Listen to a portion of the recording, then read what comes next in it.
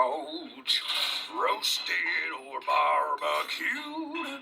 Rare and endangered animals make the best food. Evil. Coriander. Yes, coriander would make the perfect seasoning with just a hint of pepper. Don't you agree?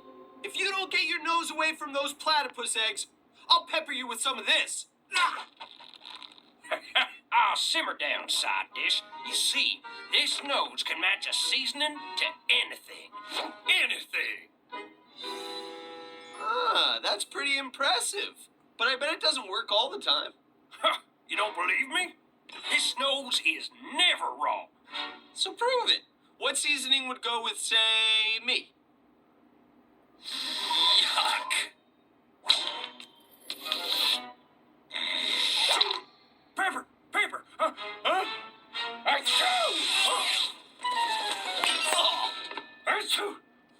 Achoo. Knew he'd take the bait. Achoo. Platter and Platty.